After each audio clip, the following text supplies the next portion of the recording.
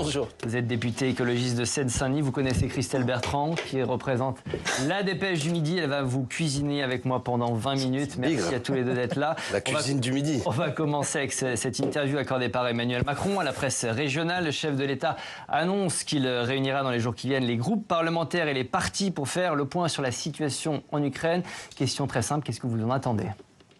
Bon, moi je suis toujours intéressé quand on peut discuter, en particulier à l'Assemblée nationale, de ce que nous faisons, notamment en matière militaire. Je trouve ça intéressant. Un autre contexte. Oui. Format Saint-Denis. Voilà, là, il y aura un côté, comme toujours, dans le format présidentiel, où il va parler beaucoup, etc. etc. Mais enfin bon, je vais aller à l'essentiel.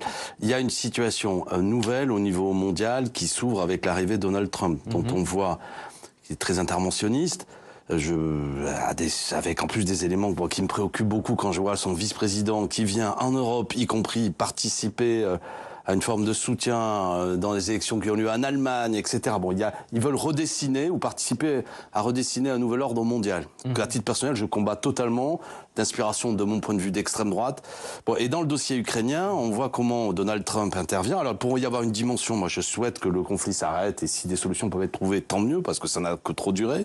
Tout de même, 300 000 morts au moins pour ce qui est des soldats. Et très clairement, qu'est-ce que vous attendez, Emmanuel Macron, et qu'est-ce que vous attendez de cette rencontre, de cette réunion ? Déjà qu'il nous dise comment lui il voit les choses, quel est son point de vue, d'un point de vue de ce que pourrait faire la France. Moi je pense qu'il faut être facteur de paix. Nous avons longtemps dit qu'il fallait qu'il y ait des conditions de diplomatiques. Ça ne pouvait pas y avoir de victoire militaire là-dedans. Pour aller sur mon propos, je comprends votre question, c'est moi je désapprouve ce que Donald Trump est en train de mettre en place, c'est-à-dire une paix qui passe par un dépeçage de l'Ukraine. Et en particulier, on voit bien les conditions de cette paix. En quelque sorte, M. Zelensky sera obligé d'accepter ces conditions parce que ce qu'annonce Donald Trump, c'est qu'il se retire de toute forme d'aide, serait que les minerais, en particulier ukrainiens, passeraient sous contrôle américain. Cette vassalisation de l'Ukraine, ce dépeçage de l'Ukraine va entraîner... Donc vous êtes sur la ligne d'Emmanuel Macron, mais concrètement... je ne sais pas s'il est sur cette ligne parce que je ne sais pas très bien ce qu'il dit. Par exemple, il a évoqué la possibilité d'envoyer des troupes non belligérantes, mais des troupes quand même. C'est une idée que vous partagez ? Nous, on avait souvent par le passé même considéré qu'on aurait pu avoir sous mandat de l'ONU. La question c'est quel est le mandat. En particulier, vous vous souvenez, quand il y avait des premières frappes, il y a des centrales nucléaires en Ukraine. J'avais été de ceux qui considéraient qu'on pourrait imaginer des casques bleus en quelque sorte sur le terrain. S'il s'agit de forces qui sont là pour le maintien de la paix, j'approuve.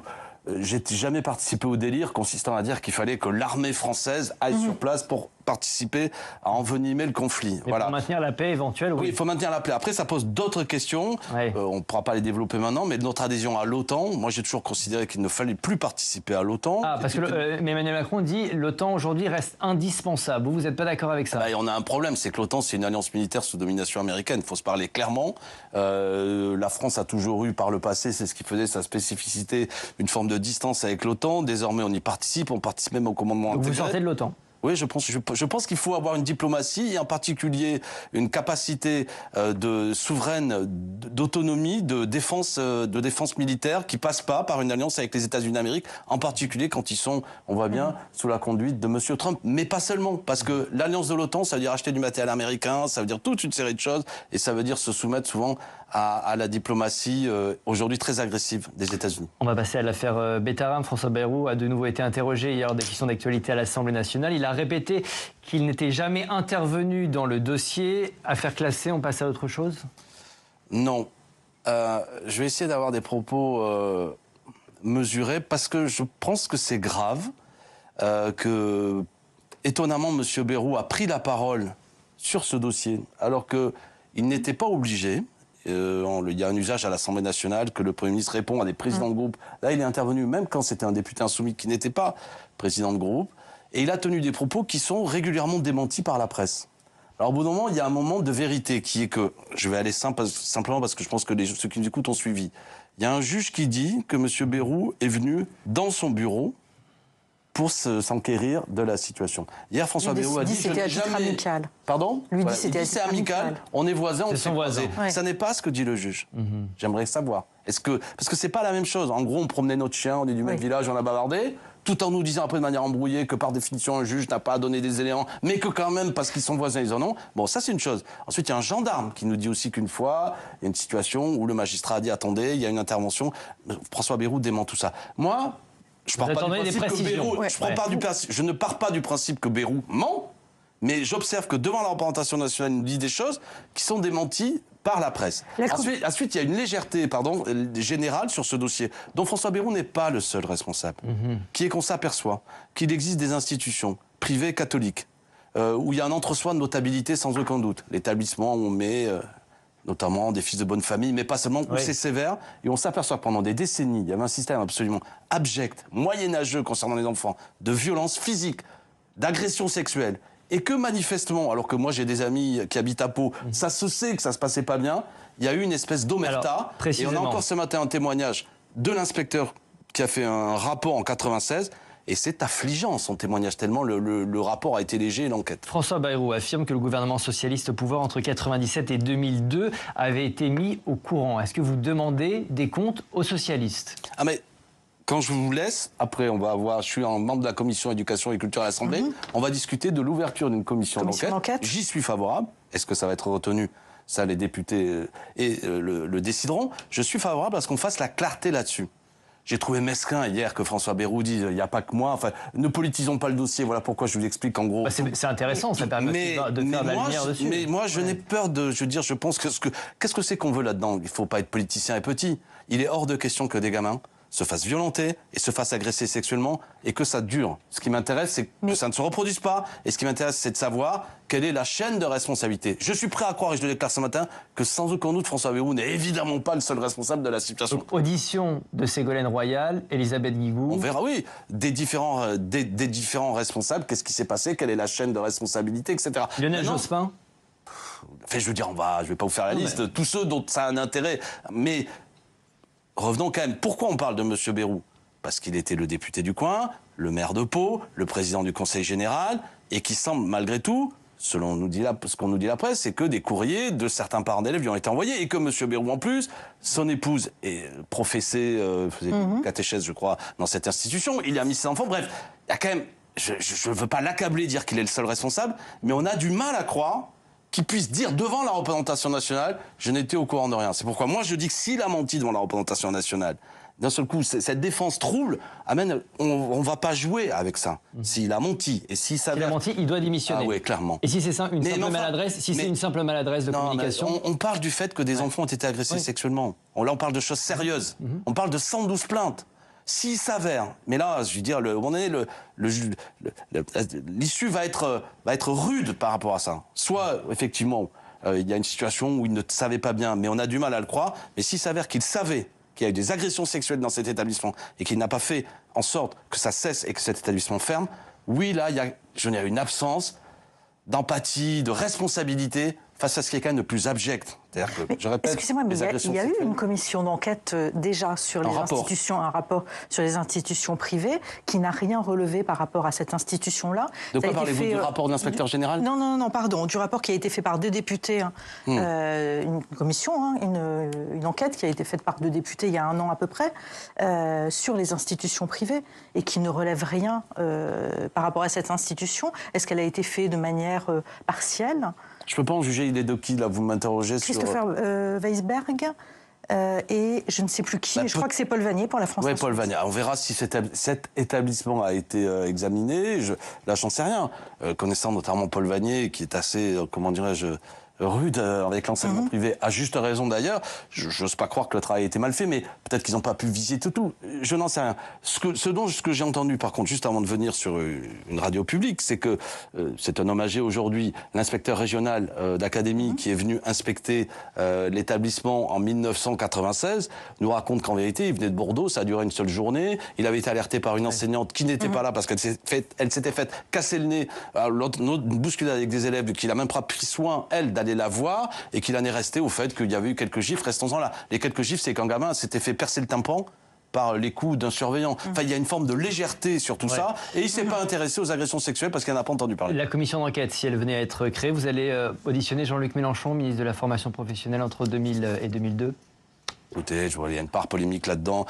C'était pas, il n'y avait pas de parti enseignement professionnel à l'époque dans cet établissement. J'ai vu la polémique, certains qui veulent allumer le tout côté. Donc vous l'auditionnez ou vous l'auditionnez pas? il n'a jamais été en responsabilité de cet établissement. Mais j'en sais rien, monsieur. Si c'est utile, pourquoi pas. Enfin, moi, je suis pour aborder que tous les gens utiles à éclairer l'opinion des parlementaires soient entendus. L'actualité politique du jour, c'est l'audition de Richard Ferrand devant les commissions des lois du Parlement, candidat au poste de président du Conseil constitutionnel sur proposition d'Emmanuel Macron. Les écologistes prendront part au vote. L'objectif, c'est quoi? C'est de mettre une claque à Emmanuel Macron? C'est quoi l'objectif que vous poursuivez? On n'est pas obligé immédiatement d'être péjoratif comme ça, à savoir que nous sommes des brutes qui ne réfléchissent pas et qui ne sont que dans la vengeance. D'accord? Il s'avère juste, ce dont on parle, c'est sérieux, c'est le président du Conseil constitutionnel, on demande l'avis aux députés, qu'attendons-nous du Conseil constitutionnel? Que ce soit une instance qui soit quand même là pour fixer les limites, en quelque sorte, du pouvoir exécutif, sinon ça n'a pas d'intérêt, qui borne en quelque sorte les Et vous craignez que Richard Ferrand ne soit pas impartial? C'est un des plus proches conseillers d'Emmanuel Macron.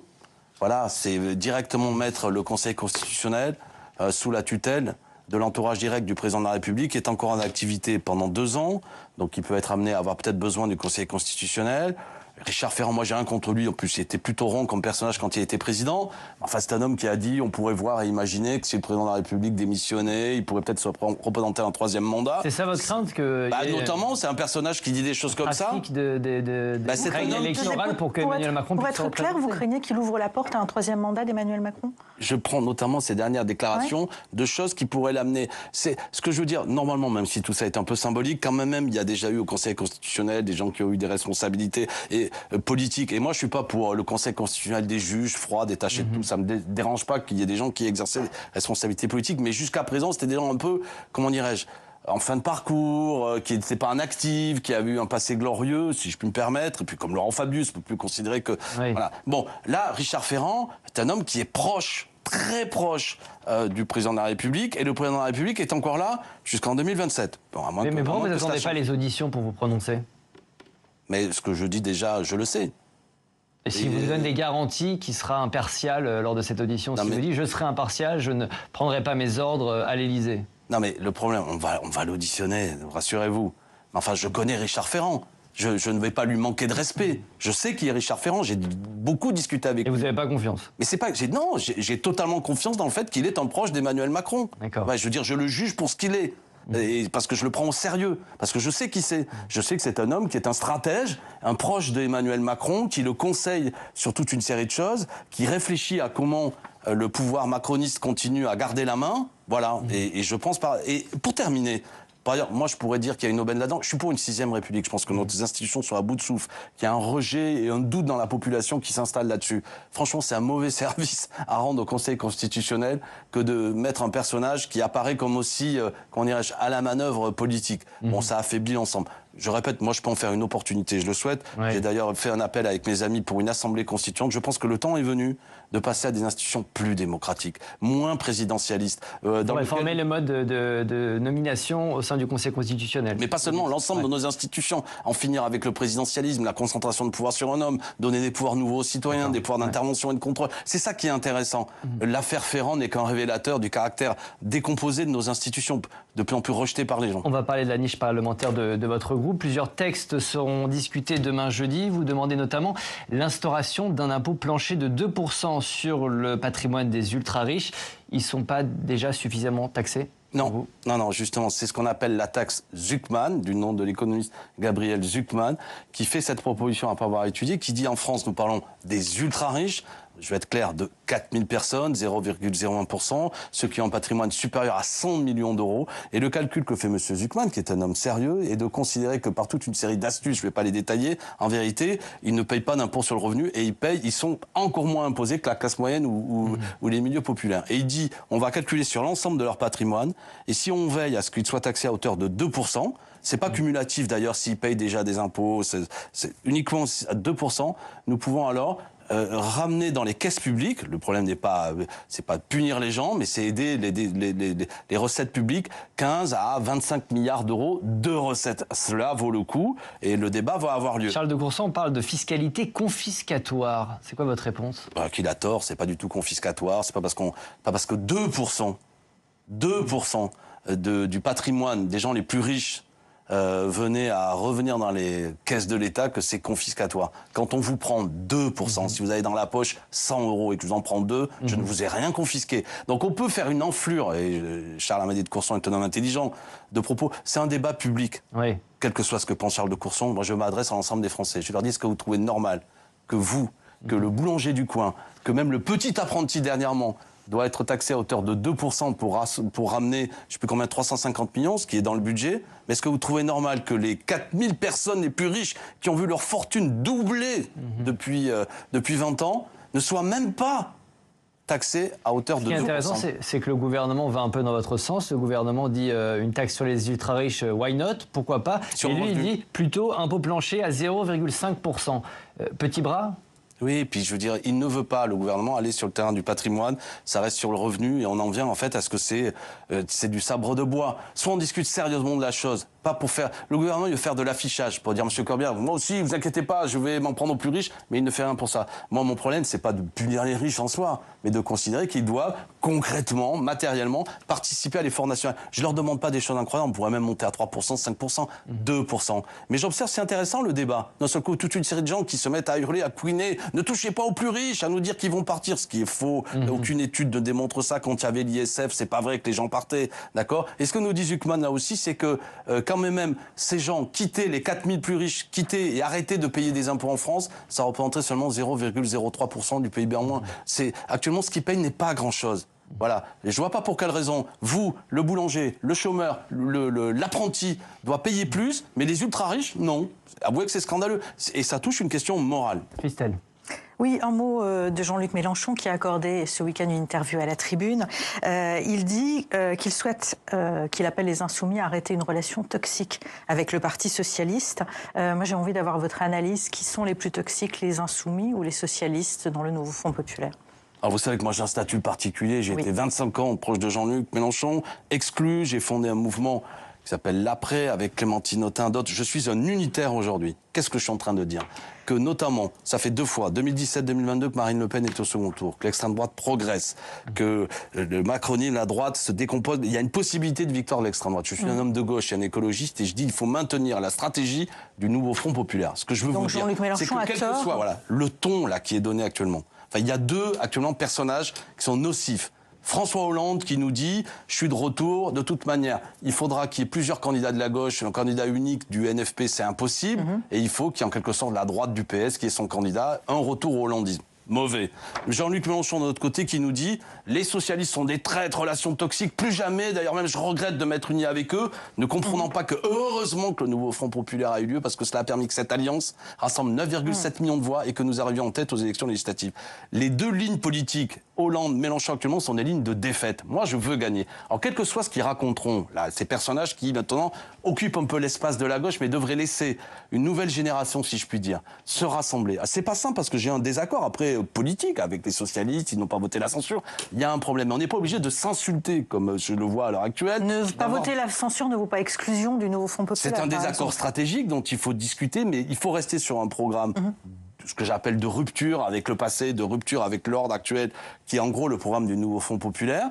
Il faudrait que les composants du nouveau Front populaire se parlent, qu'elles discutent, qu'elles puissent pourquoi pas lancer des campagnes dans le pays sur le service public, sur des sujets pour faire vivre le nouveau Front populaire. Et surtout, je le dis, moi je vais le faire avec beaucoup d'autres amis, lancer la discussion que nous ayons un candidat commun à l'occasion de l'échéance majeure, mais pas seulement présidentielle, un candidat commun du NFP. Tous ceux qui appellent à la division, les diviseurs, faut que leur voix soit couverte par les unitaires. Ce candidat commun ne peut pas être Jean-Luc Mélenchon, de votre point de vue. Moi je n'exclus personne, sans exclusive ni sectarisme. Maintenant j'observe que Jean-Luc Mélenchon, il le dit depuis le mois de décembre, rien à foutre, il y aura un candidat insoumis, considérant que tout seul il va gagner.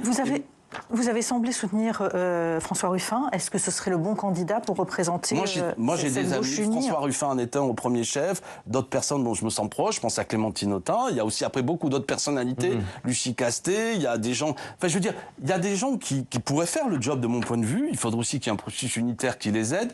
Mais je veux aborder la discussion pour répondre à votre affaire, même si on a compris que je suis en désaccord avec ce que dit Jean-Luc Mélenchon, que les Insoumis écoutent bien. Moi, j'ai pas de sectarisme. Je dis, faisons-le ensemble. Maintenant, c'est pas parce que Jean-Luc Mélenchon parle fort qui m'impressionne.